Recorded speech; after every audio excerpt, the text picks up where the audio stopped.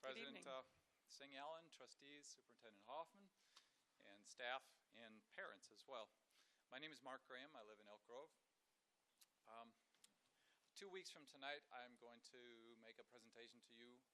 It's going to be on the agenda, and it's going to be regarding the subject of Wi-Fi in schools, the wireless radiation, and the health impacts of that wireless radiation.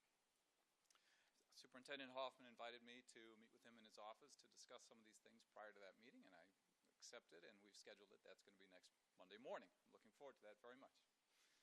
I want to say a few words now.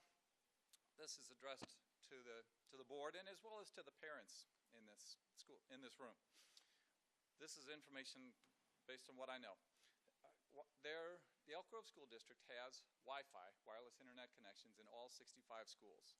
Typically in a class of 30 students, there will be 30 tablets or iPads or Chromebooks or laptops, each of which is connected to the internet via Wi-Fi, sending and receiving data.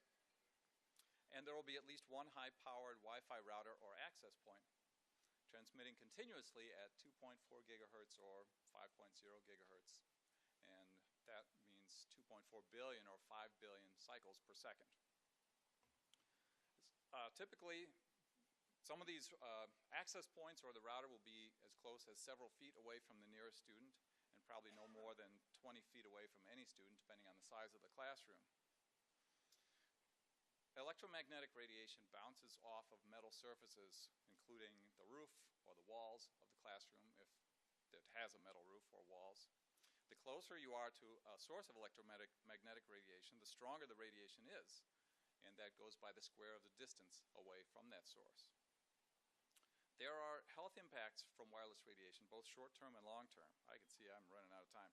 In the short term, wireless radiation exposure can cause headaches, dizziness, fainting, nosebleeds, seizures, and difficulty concentrating. In the long term, it can cause childhood leukemia, altered DNA. Altered DNA is a serious one, and there's evidence that it could cause cancer as well. I ask the board, and I'm asking the parents, did the school district ever ask the parents for their consent, for the parents' consent, for you to expose their children to wireless radiation the entire time that they're in the classroom? And if you did ask for that consent, did you notify the parents at the time of some of the health hazards of wireless radiation?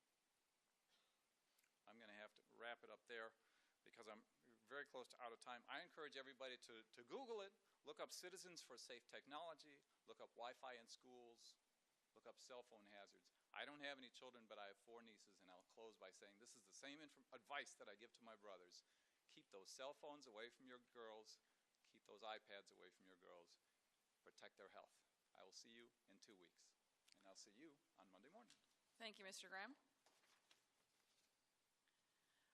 All right, we have no more blue cards, so we will move on in the agenda. We do not have an LCAP update this evening. We don't have a budget update, so we are on to a facilities update. Mr. Pierce, you're up.